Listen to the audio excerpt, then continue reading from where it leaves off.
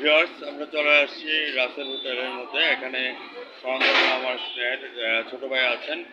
ভাইজান, আপনি নামটা একটু বলবেন। আজাদ ভাই। আজাদ ভাই, আপনাকে আমি ধন্যবাদ জ্ঞাপন করছি আমার ব্রাইট চ্যানেল এবং জাতীয় পত্রিকা দৈনিক আজকের আলোকিত সকাল থেকে আমি সাংবাদিক মহোদয় আপনার সঙ্গে আছি। প্রথমে আমি আপনার কাছে জানতে চাচ্ছি, রাসেল ভাই, আপনাদের এই ব্যবসা প্রতিষ্ঠানটি আজকে কত বছর হয়েছে?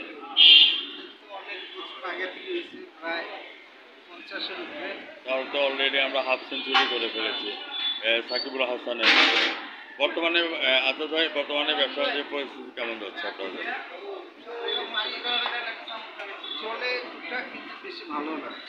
গুড, বেটার, বেস্ট, বেটার অবস্থা আছে।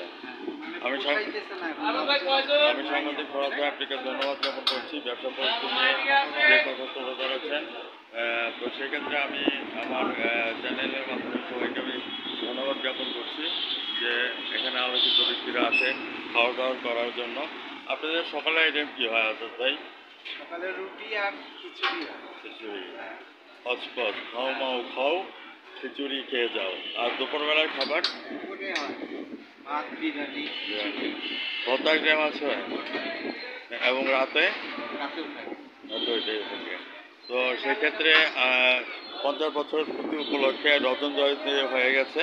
সেই রজন জয়ন্তী উপলক্ষে আপনাকে আমি ধন্যবাদ জ্ঞাপন করছি। যখন শ্বশুরবাড়িতে যাওয়া হয় তখন আপনার এখান থেকে কোন জিনিসটা বেশি পছন্দ করা হয়? আমাদের বিরিয়ানি, খিচুড়ি আর মাংস, গরুর মাংস নেওয়া হয়েছে এই পর্যন্ত? হ্যাঁ। ভিউয়ার্স, আমি বলবো শ্বশুরবাড়ি যাওয়ারে বিরিয়ানি, মাংস, গরু অন্তত পক্ষে 20 প্যাকেট নিয়ে যাও। জামাই বাবু প্যানে নতুনভাবে জামাই আদর পাওয়া যাবে।